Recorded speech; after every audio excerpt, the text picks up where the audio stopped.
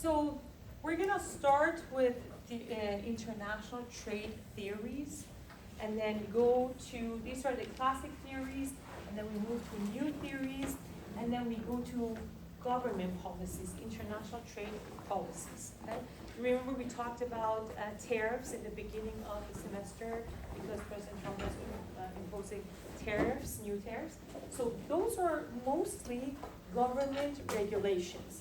And remember we talked about it when government intervenes, it takes us away from free market to the left a little bit, right? So every time there is any implementation of new policies, we move away from 100% open market. Okay, so let's talk about classic theories. The first thing I want to remind you guys.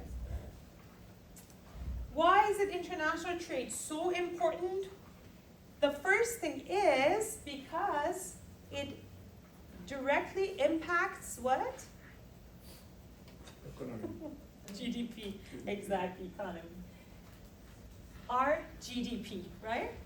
For example, GDP is we call it for individuals' income, for company level, it's revenue, and for country level, it's GDP. What does it stand for? Do you guys remember? Gross domestic product. Very good. Gross domestic product. So what was the formula?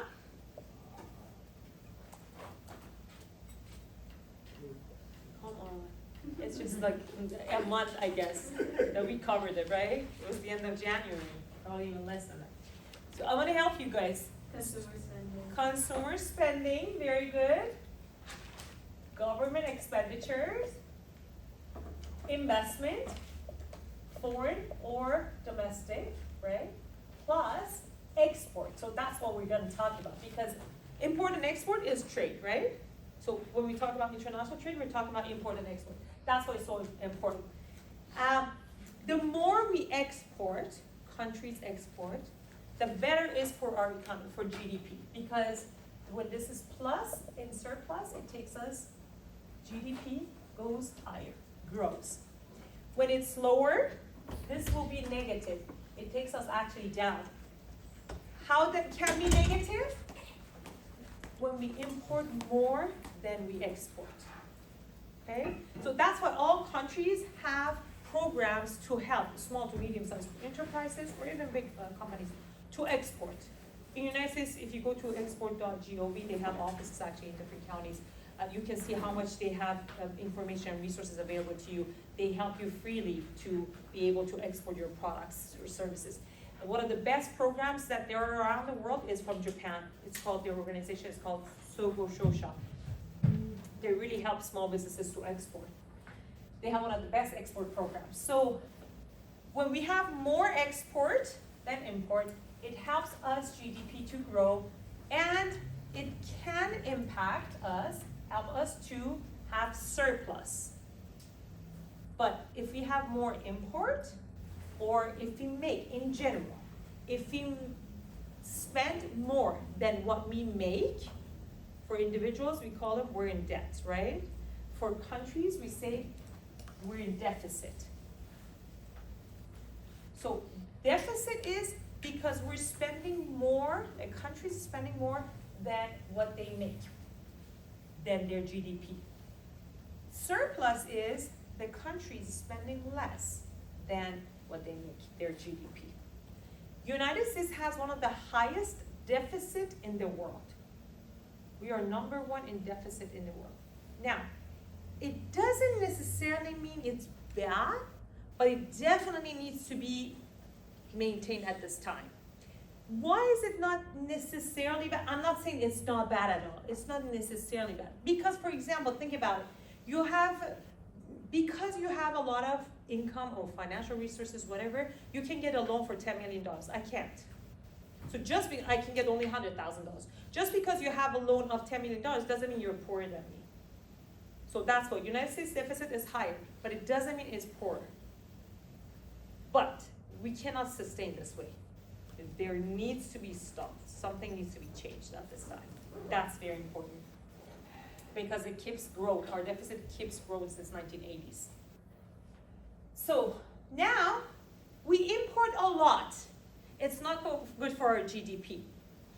However, we import a lot of products, okay?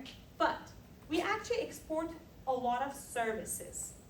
So we're very good in services, and our services are helping us a little bit. Of course, we cannot export services more than what we import products, but at least our services are really helping us. Can you guys give me an example of services that we export? Consultancy, Very good, yeah. But in which industry you think? some, What was it? some market. Not necessarily. That's a very good, yeah. United States is very good at marketing. But the best ones that we have is financial marketing. So we're in finances. We're very good at finances, exporting.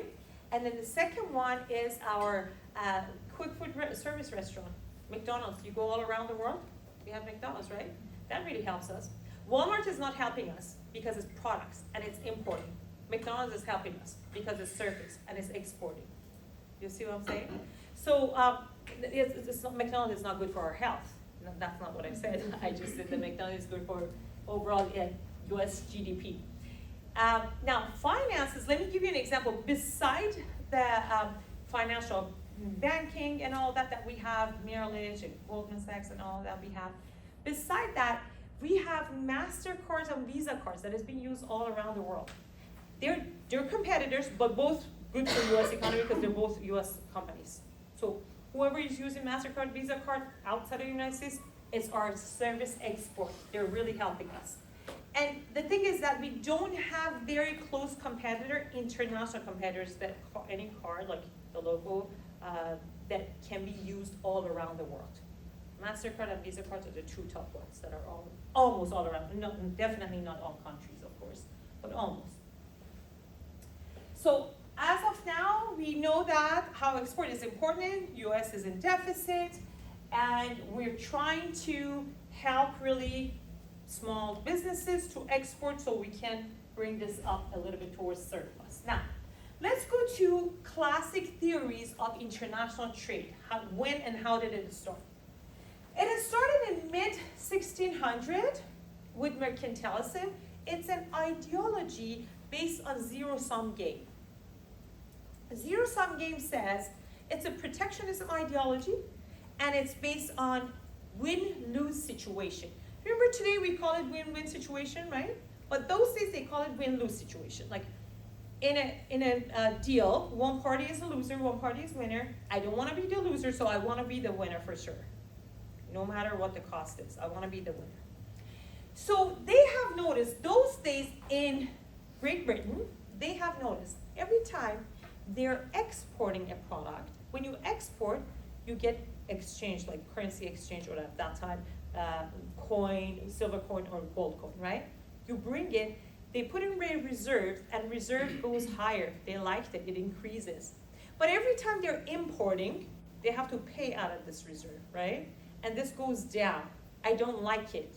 I'm not going to import anymore because this goes down my reserve. I want to only export. So that's what they decided to do. And it's based on protectionism policy. So because I'm exporting, so I'm helping all my domestic producers. So I'm protecting them. But the problem was that very soon they have noticed what happens. Is UK capable of not importing anything, just exporting? Not even UK, no other country can, right? There's no one country that can only export without importing anything. We all need raw materials, components, right? In order to process, engineer, design, process it, and sell it. So they came up with an idea of, can you guys guess what idea was those days? What to do? Trade by barter. No. As a matter of fact, you should know that. So what did they do that they didn't want to buy from it, the other country, but they needed their resources? They colonized it? Absolutely, the colonies. They colonized it. It was a great idea. I needed their resources, their natural resources, but you know what? I don't actually want to pay for it. So let me take administrative power. Colonizing is basically taking your admin. You don't need to necessarily go militarily. administrative power. So when you have control of their country's resources, you bring the resources here to your own home country. You don't even need to pay for that because you do have full control. You process it, make it a finished product. But the interesting part is that not only you sell it to other countries, but you also sell it to the same people that you took their resources away from them. So that's called colony. And the idea started with that, mercantilism ideology. The zero-sum game and protectionism policies. So that's how the idea started. But later, 100 years later, or hundreds of years later, another person, Adam Smith, he came around and he said, Adam Smith is actually a father of capitalism. He is known for father of free market and free capitalism. I personally, a lot of people like the idea of Adam Smith. I don't like it that much because I like the comparative advantage better, and I'll explain why. So he basically said, let me tell you guys, draw it so you can see what he says. Adam Smith said, you see it says absolute advantage. So he says, if a country has absolute advantage, how about we don't colonize them and we give the opportunity to them to produce the product? Let's see what he says. He says, for example, there are two countries around the world. He says Germany, hypothetically I'm putting, Cambodia. This is bikes, for example, and this is rice. Let's say with the same equal resources, they have exactly same resources, human resource, natural resource, capital resource. Germany can produce 1,000 bikes a year. Cambodia can produce 500 bikes a year. Germany can produce 900 tons of rice a year. Cambodia can produce 850 tons of rice a year. Okay? So Adam Smith says, if you want to give opportunity to a country that has absolute advantage, in this scenario, which country has absolute advantage over another country? Germany, right? That's what he says. He says, at least when they have absolute advantage, let's give it to them, don't colonize them. Then later, David Ricardo comes and he has his own theory. He actually criticizes Adam Smith's theory, and he says, well, the theory is called comparative advantage. Comparative advantage. Or Ricardian model, based on David Ricardo. So he says, well, you said there are two countries around the world, Germany and Cambodia. And because Germany can produce better and more efficient, you gave actually the absolute opportunity to Germany to produce. So, but who's buying from Germany? Cambodia. Yeah, but we didn't give them opportunity to work to make money, right? That's what he says. He's like, they're not even in our equation. Like, how can they make money? That's what he says, comparative advantage. And that's what he says, positive sum game. Positive sum game is the idea that we use right now, win-win situation. Remember mercantilism was win-lose situation, right? So he changes to win-win situation. He says, let's give an opportunity to Cambodia also to work, make money, be in the equation of international trade with us. Comparatively, if I want to give an opportunity to Cambodia to produce one of these items, which one do I give? Rice. Very good, rice, right? Because Cambodia is far behind Germany in producing bikes.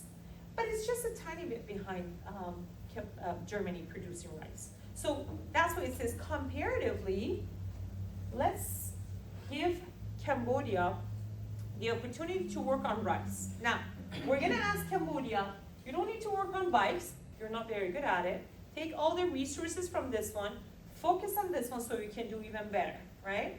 And then we're gonna do the same thing. We ask Germany, Cambodia will focus on rice. You can focus now, take all your resources away from this one, focus on making bikes. You can probably make more advanced bikes, more technologically advanced bikes. So you're comparatively giving everybody opportunities, and they're more emphasized and focused in one area. That's what David Ricardo basically said. Now, these are all classic theories, okay? Then we get to new theories. New theories all started with 1900. This one started with 1900s. Heckscher Olin, you write down two economists, Swedish economists, Heckscher Olin. These are the two last names. They came up with the idea of factor endowments. So this is a new theories I want you to understand is a little bit different. New theories focus on industry level more, rather than those are focusing on country level. So they basically say, focus on factor endowments, meaning make sure you match your industry, your company's needs with the country's resources, okay? So match your company, what industry you're in, what you need, with your country's host market's resources. For example, if you're in high-tech industry, it's capital intensive, research and development requires, make sure you go to a country that has a lot of capital. For example, a lot of our computer companies are here in Silicon Valley, for example, for research and development, for engineering and design, they're focused here. Now, if you're in low-tech industry, for example, textile, and you need manpower and a little bit more inexpensive manpower, you can go to countries that wages are lower.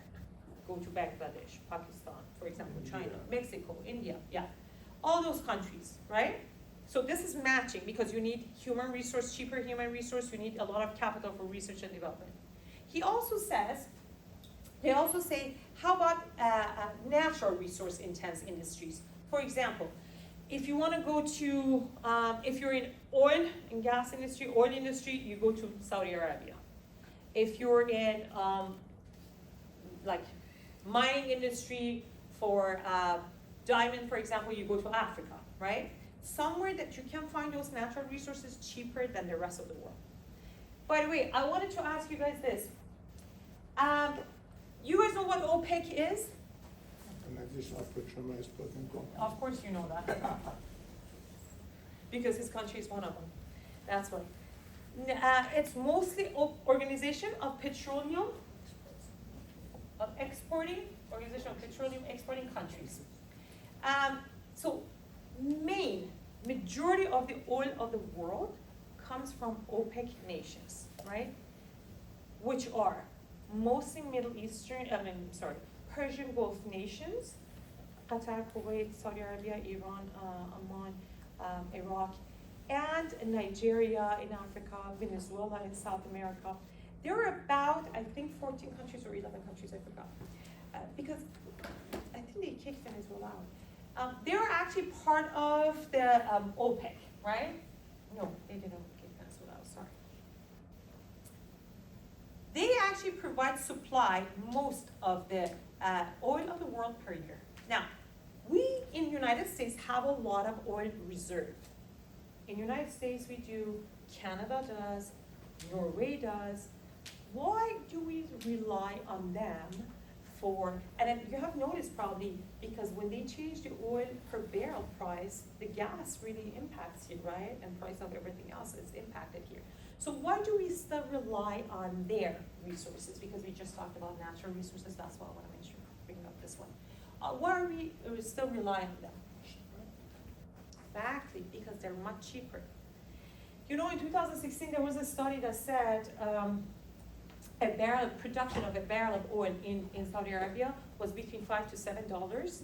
In Iraq and Iran was about $11 to $13. In the United States at that time was about $47.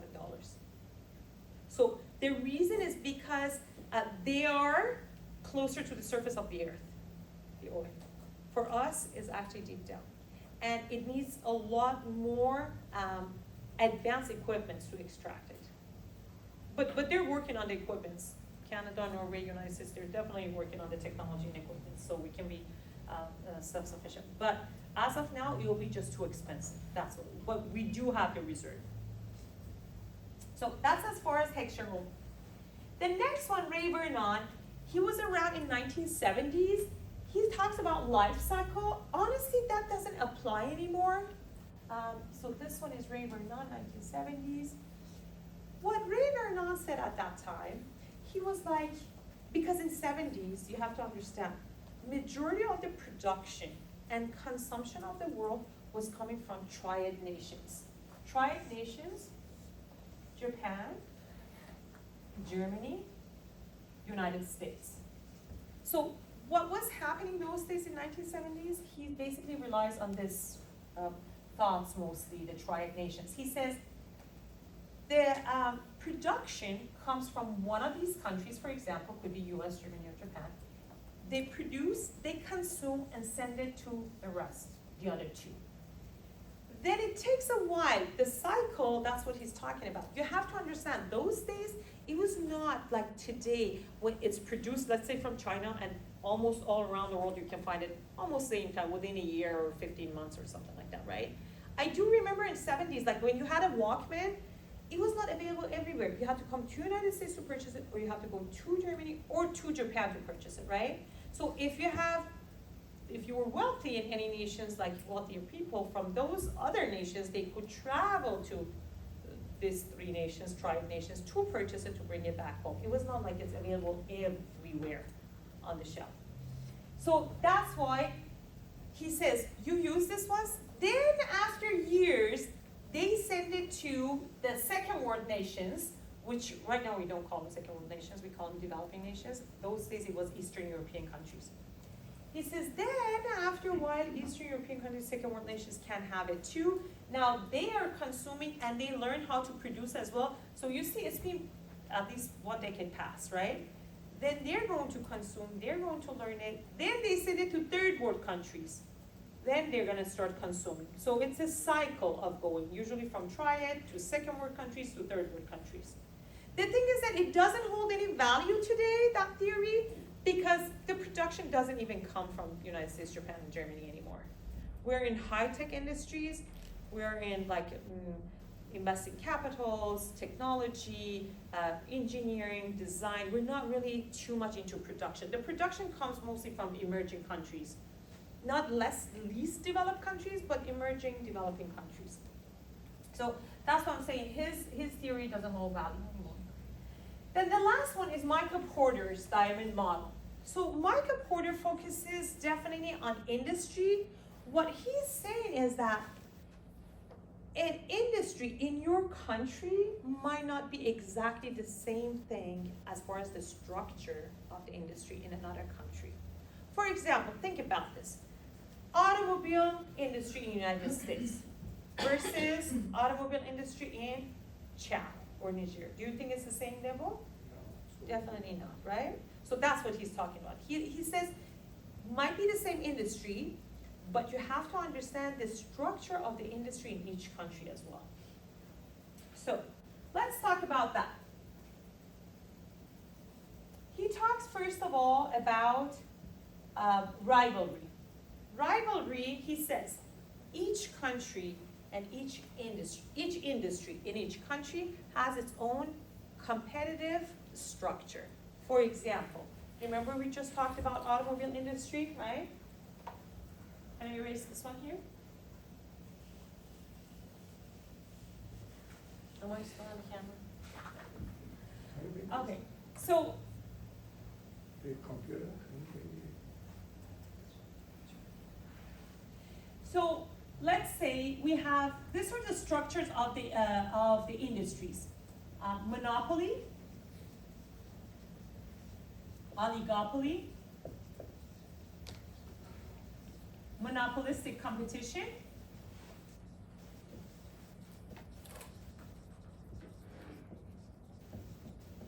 and pure competition. So let's go back to my example of, what's going on here? Let's go back to my example of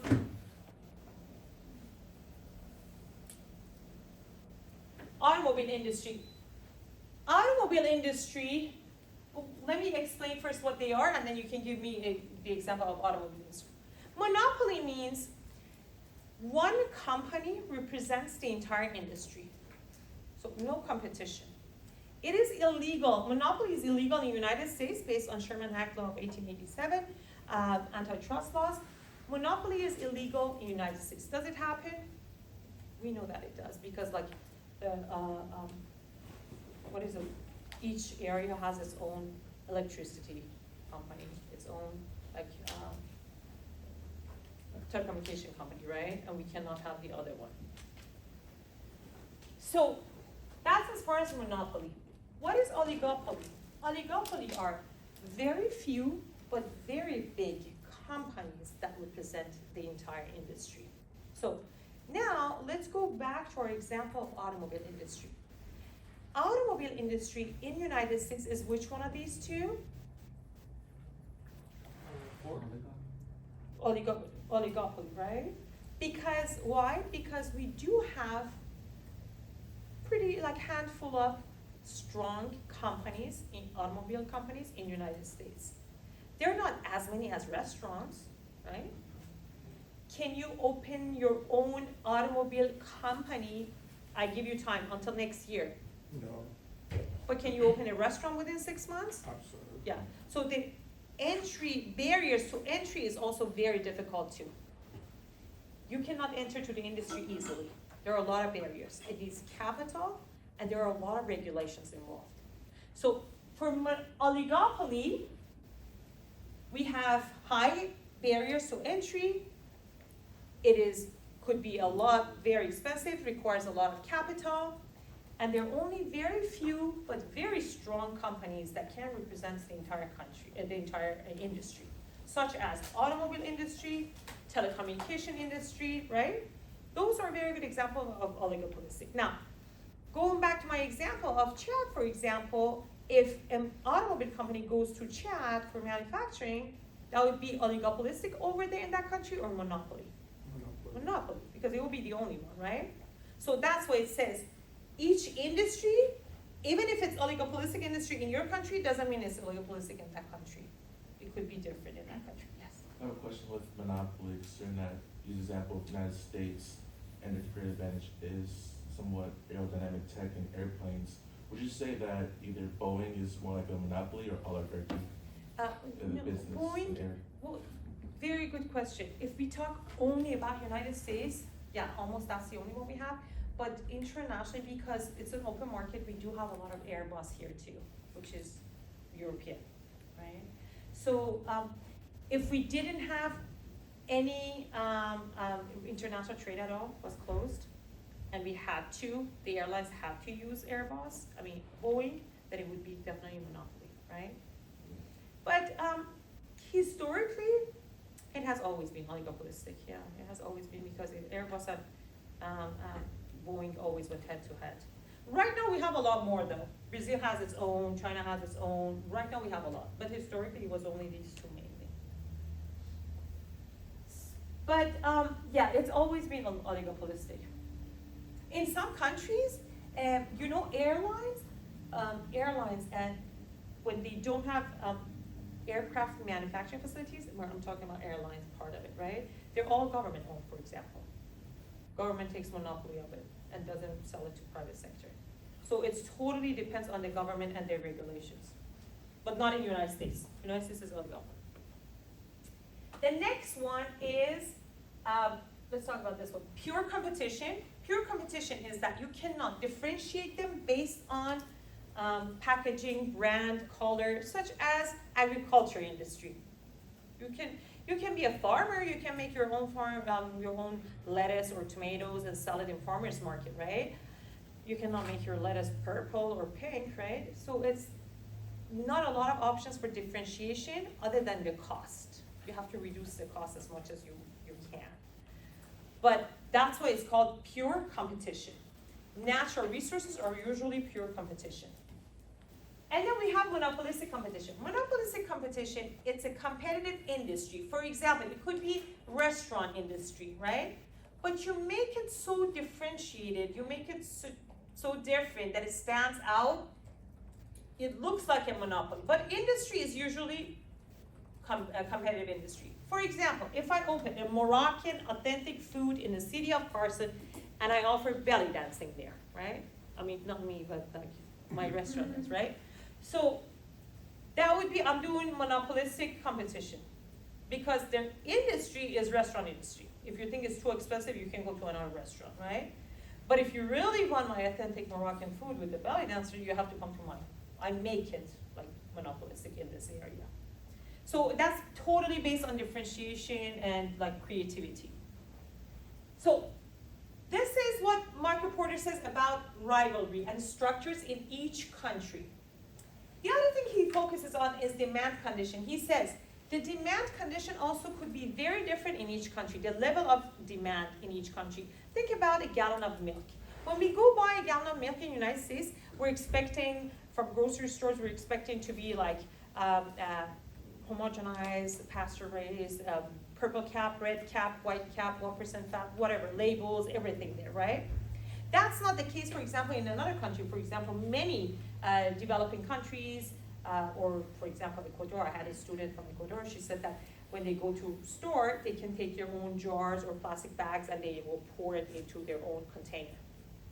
So that's their standard.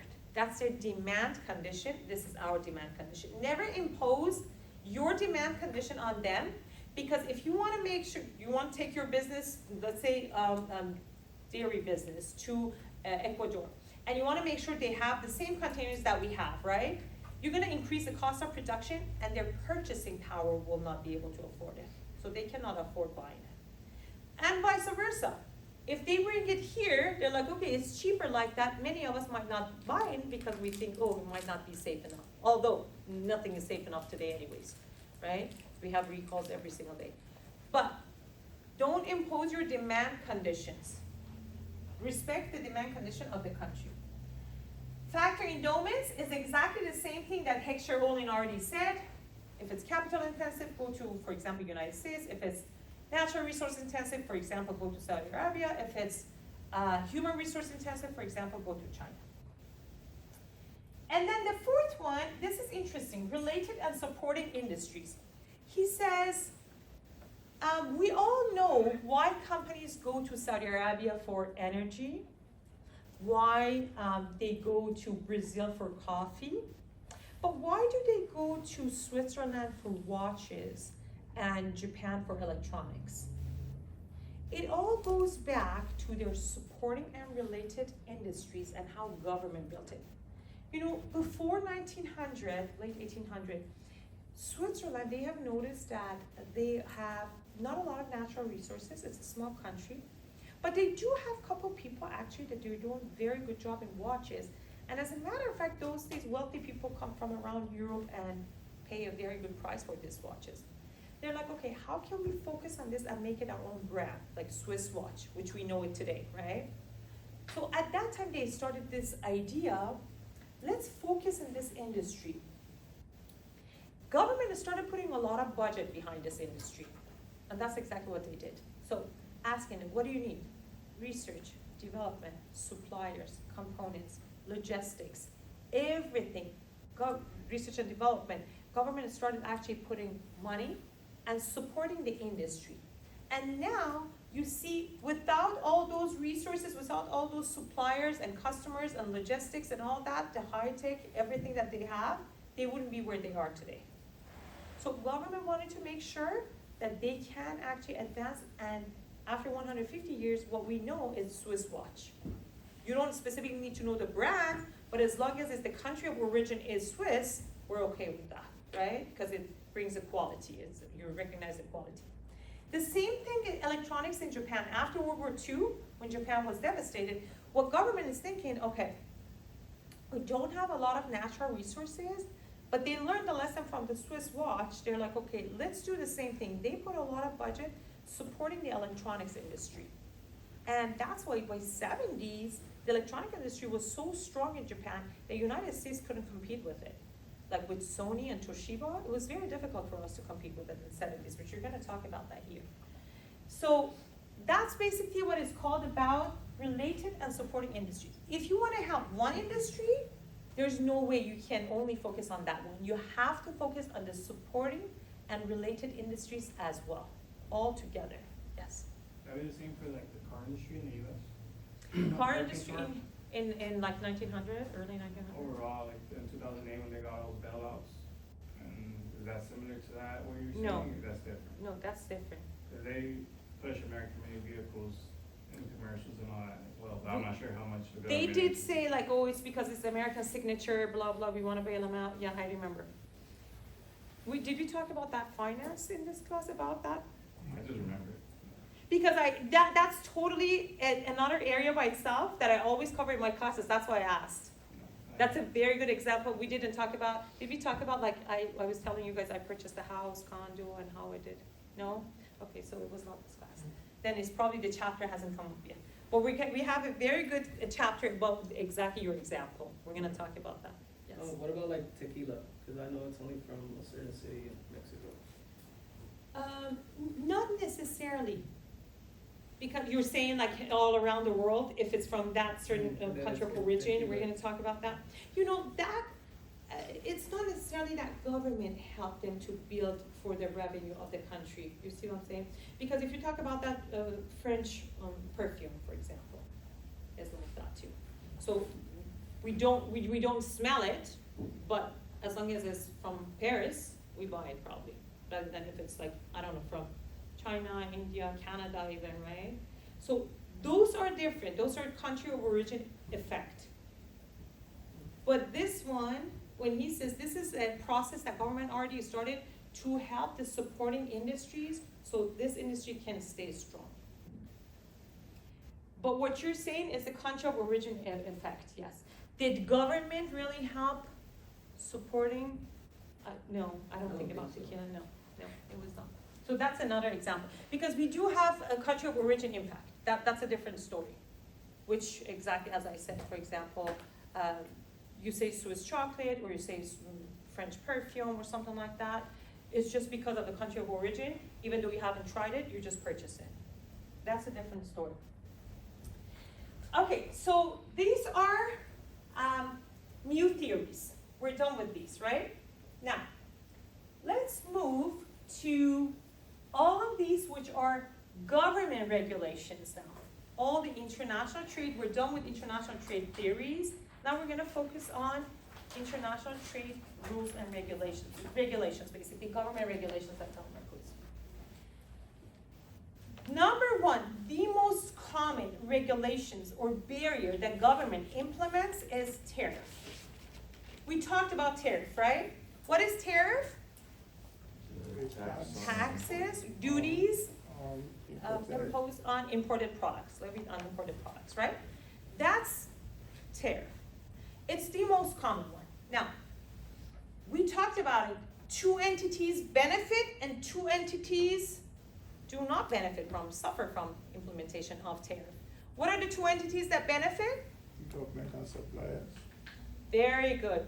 And government and, okay, the second one was what? Those who pay for it, like. Yeah, those government benefits, of course, because taxes, who collects taxes? And Those are that's taxes, government. right? Government collects taxes. So government definitely benefits from it. And the second one was? The producers. Local producer, exactly, local producers, very good, yeah. Local producers also benefit. Now, I'm gonna give you an example. Let's say, let's say Toyota is imported, right? Toyota is not imported at this time because we had the manufacturing facility here in United States, and then after NAFTA, we moved all of them in south of the border in Mexico, alongside with other American automobile facilities. But let's say it was imported, and we put tariff, very high tariff on it. So both before tariff, Toyota and Ford were $15,000. This is a very hypothetical example, okay? Then we put tariff, and Toyota becomes $20,000 because they have to make up for this extra money that they're paying, right? So Toyota becomes $20,000. Now, Ford is like, why should I sell still $15,000? I can sell $17,000. You see what I'm saying? Because it's still cheaper than this one. So that's how it increases. That's why local producers benefit, for sure. And we cannot afford this one, so we all come basically buy it. So government collects taxes and local producers. Now, the two entities that do not profit from it are consumers, you and I, because we have less chances and prices are already increasing. And then, International business? exactly, importer. Yes, the importer. Now, there are two types of three types actually, you can say, of tariffs. The one type is called ad valorem. Ad valorem is based on the percentage of the value of the car. For example, you can say, usually automobile industries and agriculture industries have one of the highest tariffs around the world, on average, around the world. Let's say a country says, I want to put 100% tax on imported Toyota. Let's say we say that, right? Hypothetically. Doesn't matter if Toyota is $5,000, we put 100% tax. If it's $50,000, we put 100% tax. That's called ad valorem. It's based on percentage, 100%. The second type is fixed rate, which is $5,000 per Toyota. Could be $10,000, we're still getting $5,000. Could be $100,000, we're still getting $5,000, okay? Or sometimes governments, they mix them together and they call it hybrid. They can say $5,000 plus 10% of the value. So we call that hybrid or combined. This is the only monetary, basically, regulation that we put. These are non-tariff, these are not monetary, they don't collect taxes, but the impact is exactly the same thing. So, and all of this list is politically motivated usually. The only one here is not politically motivated, is economically motivated, is infant industry protection. I'm gonna go on over all of them one by one so you can write it down. First of all, this is tariff. The types are ad valorem, fixed, and hybrid, which is combined together. Now, let's go to non-tariff. The most common non-tariff is quota. Quota is quantity limitations. Let's go back to our example of Toyota. Government of United States can say, I'm gonna put 100,000, only 100,000 Toyotas per year to United States. Now, how do we come up with 100,000 numbers? That's quantity limitations. I'm not gonna charge anything, but just bring 100,000 units, Toyota to United States. Now, how does government get the 100,000?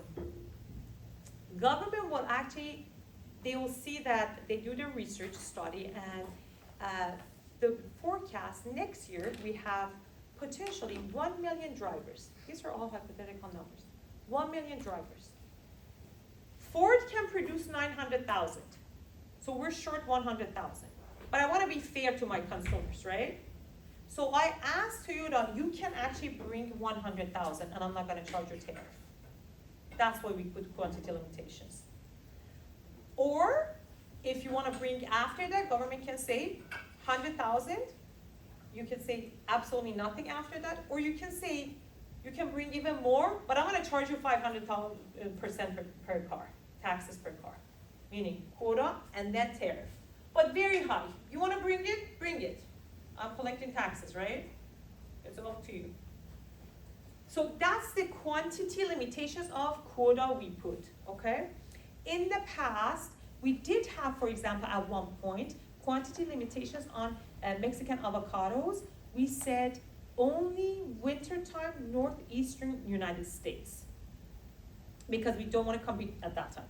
We don't want to compete with American avocado, with California avocados, but wintertime northeastern United States is so difficult. You want to take it there, take it. But that's the quantity limitations you can do it. Or we can do hybrid actually, as I said, 100,000 units. After that, 100%. That would be also hybrid, which is partly quota, partly tariff together again. The next example, an administrative policy. Administrative policy is just make up, man-made something they come up with. They don't want to say specifically, I'm putting quota or anything. Japan is a master of administrative policies. What they did, they implemented a policy that really benefited their own local producers. What the policy said, you know, tulips, the flower tulips, the main exporter of flower tulip is Holland, is Netherlands. It goes all around the world from Netherlands. So when they send it to Japan, Japan also has its own tulip production too, but it's very expensive in Japan because it's a small island and production is expensive. So what they did, implement a policy with small little sharp object they have to poke inside the boxes. So by the time that they poke inside the boxes, these tulips die when it's available in the market. Nobody buys it. But they just did something very creative, so the tulip dies, and nobody buys their tulips, imported tulips. So they can sell their own. And the exporter, the Dutch exporter, was very, very upset about it. They're like, we still send our beautiful tulips all around the world, but we're not going to send it to Japan anymore. This is one example at that time that it was. Japan is actually very protective about their local producers, and people are very patriotic because they like to buy their own products made in Japan rather than made in anywhere else. One of the things, you said that you lived in Japan, right? So one of the things, for example, when I was in Japan a long time ago, a piece of cheese, honestly, Japanese cheese was like $11, for example, right? Good Japanese cheese. But at the same time, the Swiss cheese was $27. So they make it so expensive at that time that you basically buy the local Japanese cheese. So that's a good example of administrative policies. Now, subsidies. Again, government intervention, government steps in and implements some policies or helps the companies. Subsidies are financial assistance. A very good example is Boeing and Airbus in 1980s, because Boeing and Airbus were going head to head as far as the competition. What happened was that Airbus is European. At that time was a joint venture of British and French government and also private sector. And Boeing is American. So 1980s, the French and British company, they decided to offer a huge financial assistance to Airbus. So, and then either zero interest rate or very small interest rate. You can pay it in whatever years that you want. So it makes this company now, Airbus, in this example, was capable of producing faster, reducing the prices lower. So airlines are all going to Airbus rather than Boeing. Boeing didn't like the idea. They actually reached out to the White House and they asked White House, you need to do the same thing, offer us subsidies, because this way we cannot be competitive.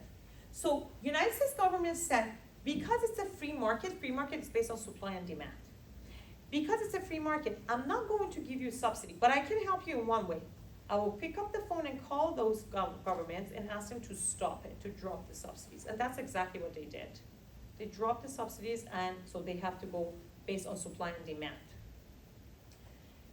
Another one is local content requirements.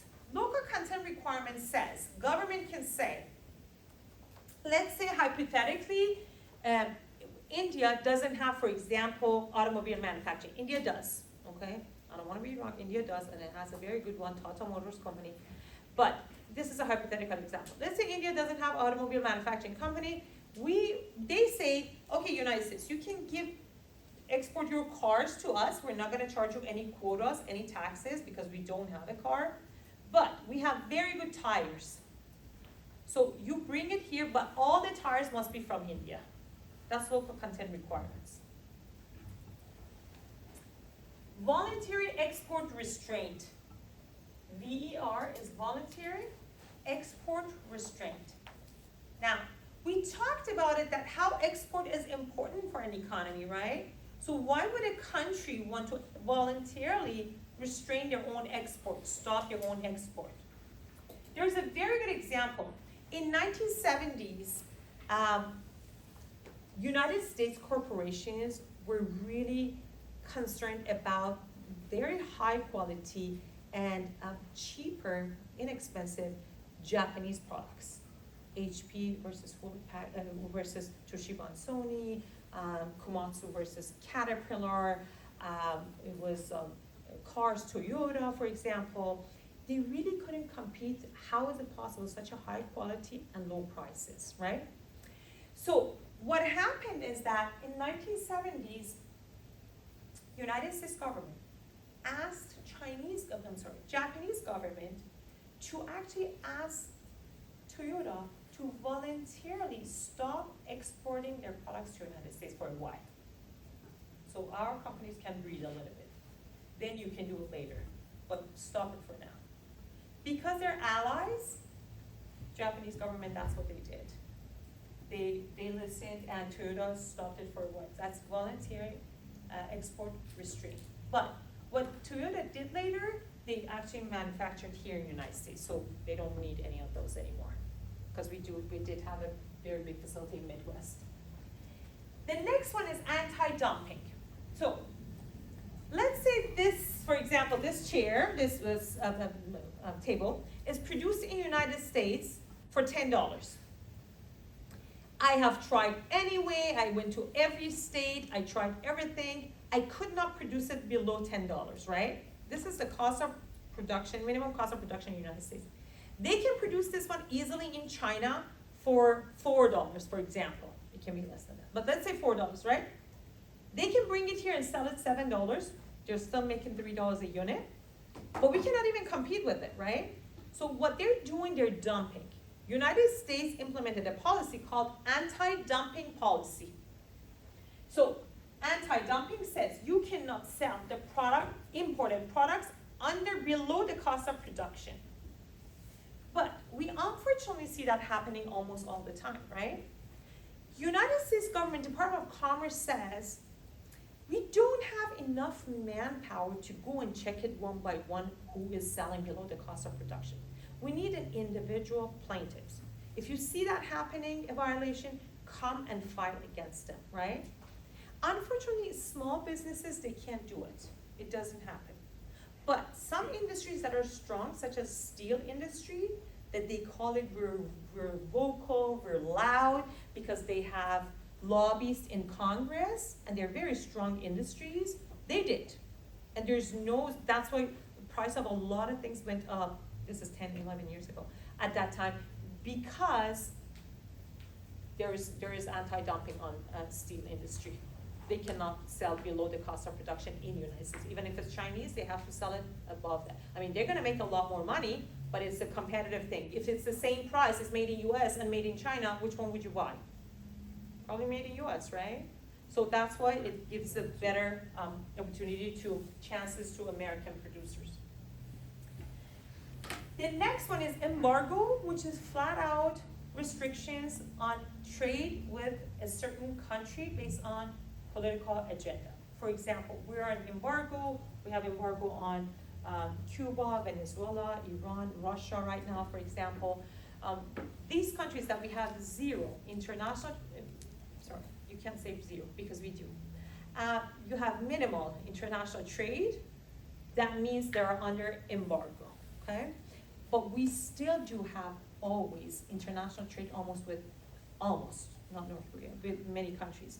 The reason is because there's certain countries, certain industries are exceptions. For example, healthcare and education usually under exceptions. So we can't say zero, that's one. And then the last one is economically motivated, government policy again. Government, for example, will say, you know, it happened actually in 1970s in India when they were going to start the automobile industry. They say, my industry, I'm just starting. It's a baby, it's infant. Your industry, automobile industry, Ford and Chevy at that time, 1970s, they were pretty good. They were matured at that time. My baby infant cannot actually compete with your mature industry. So what I will do for next couple years, no automobile to my country, because I want to protect my baby, my infant industry. It's just economically motivated. And then for a couple years, they will keep it until they believe it's matured, and then they will open it up. I was at a meeting at the San Pedro port with Chinese and Indian officials, and one of the attendees asked the question, how do you know that it is matured? And the government, and the Indian government official responded that we usually get actually proposals from American, for example, or Western automobile manufacturers to invest, and then we know that it's matured. We can open up for the investment for foreign companies as well.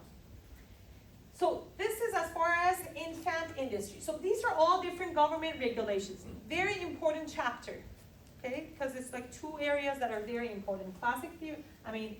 Different theories and then government regulations imposed on international trade. Okay, do you guys have any question? You're almost done with the class, right? So just a reminder, you have, yes, go ahead, sorry. So for voluntary export restraint, is it that the local government or the governments negotiate between each other for government to talk to local business to scale down exports? Yeah. Usually, it doesn't need to be negotiations. If the other government, for example, in our case, Japan, they notice it's best for the country to stop it because of, might be retaliation, might be something, they will advise to stop it. It doesn't need to be definitely a negotiation between two countries. The main is actually the exporter country, the other country, Japan.